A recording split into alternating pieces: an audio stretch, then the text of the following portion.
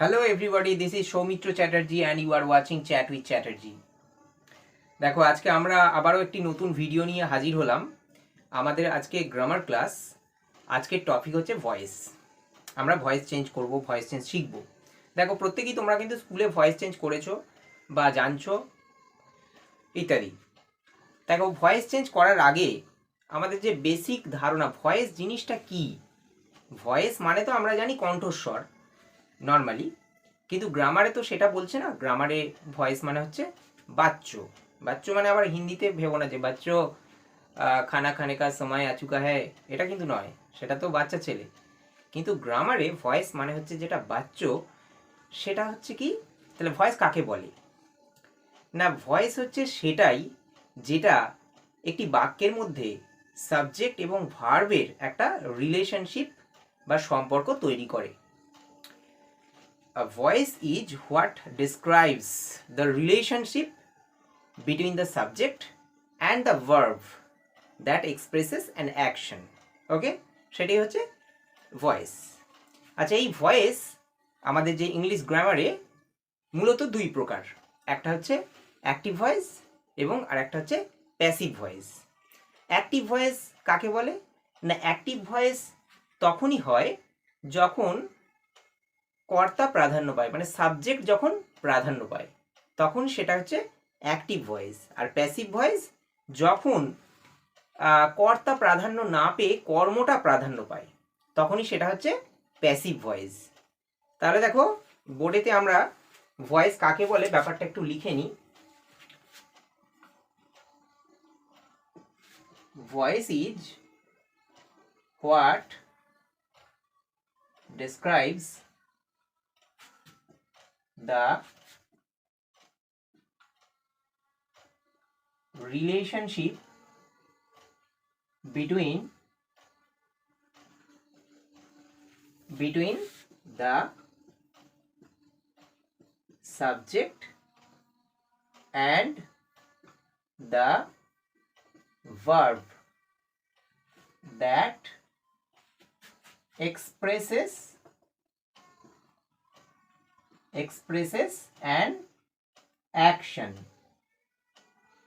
ওকে, আচ্ছা, ভয়েস মূলত কয় প্রকার আমি অলরেডি বলেছি। একটা হচ্ছে অ্যাক্টিভ ভয়েস আর একটা হচ্ছে passive voice. Active voice and passive voice. Active voice মানে কি? অ্যাক্টিভ ভয়েস মানে হচ্ছে কর্তৃবাচ্য অ্যান্ড প্যাসিভ ভয়েস মানে হচ্ছে কর্মবাচ্য। তাহলে অ্যাক্টিভ ভয়েসটা কি? In active voice the subject appears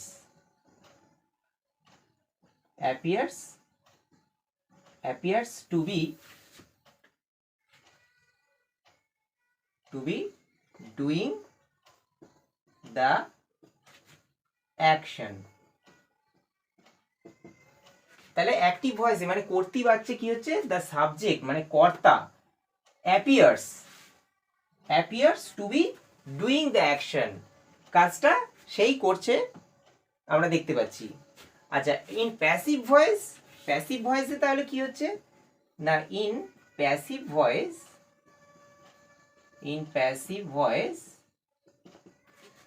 the subject appears to be receiving the action. তাহলে প্যাসিভ ভয়েস মানে কর্মবাচ্যে কি হচ্ছে না? দ্য সাবজেক্ট মানে যে কর্তা appears to be receiving the action, সেই কাজটাকে সে কিন্তু নিজে গ্রহণ করছে। সাবজেক্ট নিজে করছে না, বরঞ্চ সে কারুর দ্বারা গৃহীত হচ্ছে, মানে তার। আমি একটা উদাহরণ দিচ্ছি, দেখো একটা সিম্পল উদাহরণ দিচ্ছি। আই স দ্য মুন, আমি চাঁদ দেখেছিলাম। আচ্ছা, এটাকে যদি আমরা প্যাসিভ ভয়েসে বলি কি হবে? The the moon was seen by me. দেখো প্রথম সেন্টেন্সে আই স দ্য মুন, মানে আইটা হচ্ছে সাবজেক্ট, স দ্য মুন, তাহলে আই কিন্তু দেখছে, মানে আমি দেখছি, দ্য মানে দেখেছিলাম, দ্য মুন চাঁদকে, তাহলে এই যে দেখাটা কার দ্বারা হয়েছে, না আমার দ্বারা, মানে এখানে আমি হচ্ছে এখানে মুখ্য, এটা হচ্ছে অ্যাক্টিভ ভয়েস। আর দ্বিতীয়টায় দেখো the moon was seen by me, অর্থাৎ মুনটা এখানে কিন্তু সাবজেক্ট নয়, মুনটা কি, মুনটা যে দেখা কাজটা সে কিন্তু গ্রহণ করছে, মানে একে দেখা হচ্ছে, আর কে দেখছে সেটা কিন্তু উল্লেখ আছে শেষে, আমার দ্বারা। তাহলে the moon was seen by me, এখানে কিন্তু সাবজেক্টটা রিসিভিং, হ্যাঁ রিসিভিং করছে, মানে সে হচ্ছে কাজটা গ্রহণ করছে। ওকে, তাহলে এই গেল হচ্ছে অ্যাক্টিভ আর প্যাসিভের হচ্ছে একটা বেসিক আইডিয়া। আচ্ছা, এবারে এসো আমরা কতগুলো ভয়েস চেঞ্জ মানে বাক্যর মাধ্যমে বিষয়টাকে আরো ক্লিয়ার করব।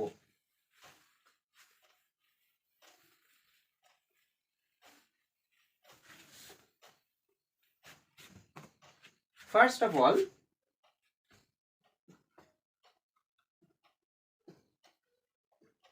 Rabindranath Tagore received the Nobel Prize, okay, in 1913. I don't know the exact year, maybe. Okay, so the Nobel Prize was received by Rabindranath Tagore in 1913.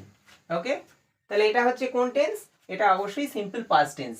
তার ভয়েস চেঞ্জ করার সময় কি হচ্ছে, না আমাকে হচ্ছে প্রথমে হচ্ছে অবজেক্টটাকে আনতে হচ্ছে, মানে এই যে এখানে যে অবজেক্টটা এখানে সাবজেক্ট হিসেবে আসছে, প্যাসিভ ভয়েসে অবজেক্টটা সাবজেক্ট হয়ে যায়, তার মানে কি অবজেক্টটা সাবজেক্ট হয়ে যায়, সাবজেক্টটা হচ্ছে অবজেক্ট হয়ে যায়, এটাই একটা বেসিক ধারণা। তাহলে the Nobel prize was received by Rabindranath Tagore in 1913। আচ্ছা, নেক্সট একটা উদাহরণ দেখো, ইউ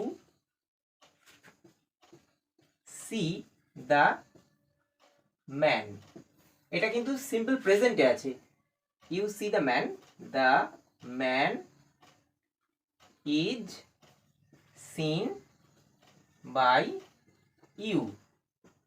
আচ্ছা, ইন্টারচেঞ্জ অফ প্রোনাউনগুলো একটু জেনে রাখো, আই থাকলে প্যাসিভে হয়ে যায় মি, উই থাকলে আস, ইউ থাকলে ইউ, হি থাকলে হিম,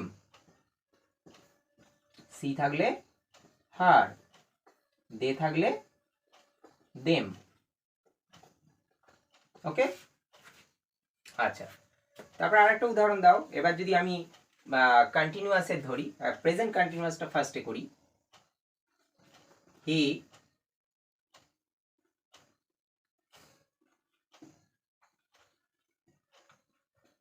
ডুইং দ্য ওয়ার্ক।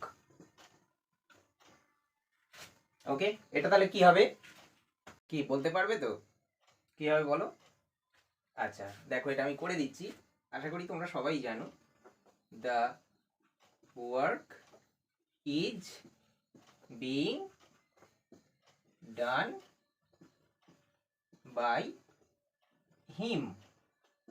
আর এটাই যদি পাস্ট কন্টিনিউয়াসে থাকে তখন কি হয়ে যাবে, ধরো আমি একটা উদাহরণ দিচ্ছি, he is playing, sorry he was, past continuous, he was playing cricket, say cricket খেলছিল। আচ্ছা, তাহলে কি হবে, ক্রিকেট ওয়াজ বিং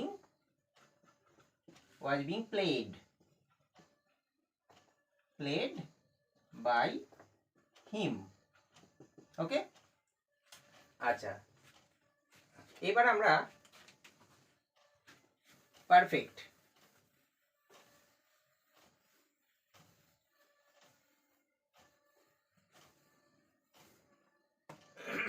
পারফেক্টটা কি হবে? ধরো আমি প্রেজেন্ট পারফেক্টে যদি বলি দে হ্যাভ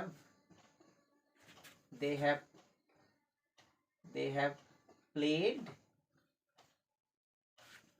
ক্রিকেট, তারা ক্রিকেট খেলেছে, তখন কি করব না ক্রিকেট হ্যাজ বিন, এটা কেন হ্যাজ বিন হচ্ছে না হ্যাজ কেন হচ্ছে না, এটা হচ্ছে ক্রিকেটটা সিঙ্গেল একটাই। আচ্ছা, ক্রিকেট হ্যাজ বিন প্লেড, এখানে দেখো ভার্বটা নিয়ে কিন্তু চিন্তা করতে হবে না, কারণ যেহেতু এখানে হ্যাভ আছে অলরেডি কিন্তু third form of the verb সেটা কিন্তু দেওয়া আছে by them, cricket has been played by them. আচ্ছা, এটাই যদি পাস্ট পারফেক্টে হয় তখন হয়ে যাবে কি, আমি একটা উদাহরণ দিচ্ছি, দে হ্যাড ইটেন রাইস, তখন কি হবে না rice had been eaten by them, তাই তো? ওকে, তাহলে এইগুলো হচ্ছে বেসিক জিনিস, তোমরা এগুলো জানো আশা করি। আচ্ছা, আর একটা জিনিস আমি বলে দিই যে ভয়েস কিন্তু সবসময় ট্রানজিটিভ ভার্বেরই হয়। ট্রানজিটিভ ভার্ব কাকে বলে? যেটা সকর্মক ক্রিয়া, অর্থাৎ যে ভার্বের কর্ম আছে।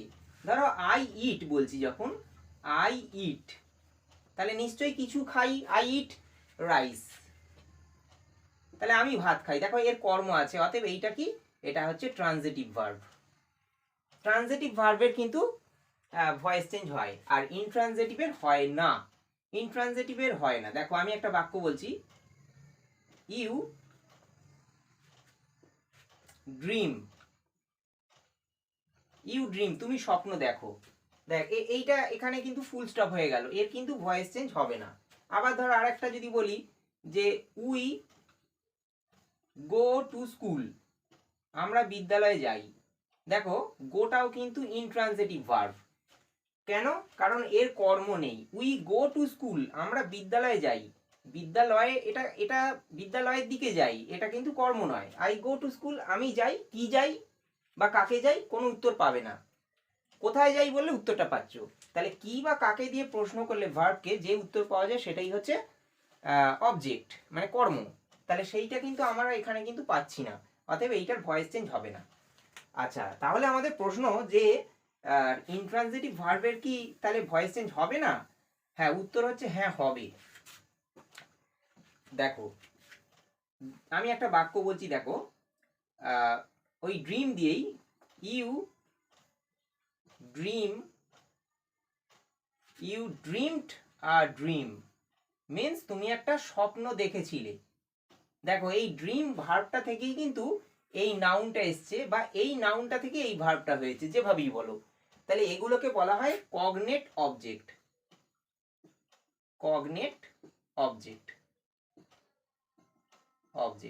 আচ্ছা, এটা তখন কি হবে?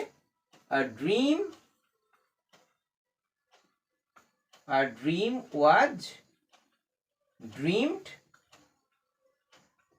By you. এরকম ভাবে আরো একটা উদাহরণ দেওয়া যায়, ধরো she ran a race। Okay, তাহলে এটা কি হবে? a race was run by her। ওকে, তাহলে এই ধরনের এগুলো হচ্ছে কগনেট অবজেক্ট। আচ্ছা, যদি গ্রুপ ভার্ব থাকে তারও কিন্তু ভয়েস চেঞ্জ করা যায়, সেটা যদিও ট্রানজিটিভেই হোক বা ইনট্রানজিটিভেই। আমি আগেই বলেছি যে আই গো টু স্কুল, গোটা অবশ্যই ইনট্রানজিটিভ ভার্ব, কিন্তু যদি থাকে he went through, THROUGH, he went through the letter, মানেটা তখন কি হলো? সে চিঠিটা পড়েছিল। তাহলে গো থ্রু মানে হচ্ছে পড়া, তার পাস্ট টেন্স হচ্ছে ওয়েন্ট থ্রু, তাহলে কি হচ্ছে? The letter was gone through, go and gone through by him. আচ্ছা, আরেকটা ধরো উদাহরণ, he put up with much insult. Put up with means সহ্য করা, তাহলে he put up with much insult, সে প্রচুর অপমান সহ্য করেছিল। এটা যখন আমরা ভয়েস চেঞ্জ করব, much insult was put up with by him. Okay, আচ্ছা এবার দেখো কিছু কেমন বাক্য আছে যার ভয়েস চেঞ্জ করার সময় কিন্তু বাই হয় না। যেমন একটা উদাহরণ দিচ্ছি, ধরো ইউ নিউ দেম, মানে তুমি তাদেরকে জানতে, তখন কি হবে? They were known to you. They were known to you মানে they were known to you, তারা তোমার কাছে চেনা ছিল বা জানা ছিল। আচ্ছা, তারপর আরেকটা ধরো উদাহরণ, ইয়োর কন্ডাক্ট ভেক্সড মি, মানে তোমার আচরণ আমাকে বিরক্ত করেছিল। তখন কি হবে? I was vexed at your behaviour or conduct. এখানে কন্ডাক্ট আছে, কন্ডাক্টই লিখতে হবে। কন্ডাক্ট মানে আচরণ, বিহেভিয়ার মানে আচরণ। তাহলে I was vexed at your conduct. তাহলে এগুলো দেখো এখানে কিন্তু বাই আসেনি, অর্থাৎ এটা কেন বাই আসছে না? নাউন, এই যে নোনের পরে টু নেয় আর ভেক্সড অ্যাট, এগুলোকে কি বলে? এগুলো হচ্ছে অ্যাপ্রোপ্রিয়েট প্রিপোজিশন। আচ্ছা, আরেকটা দেখো উদাহরণ দিচ্ছি,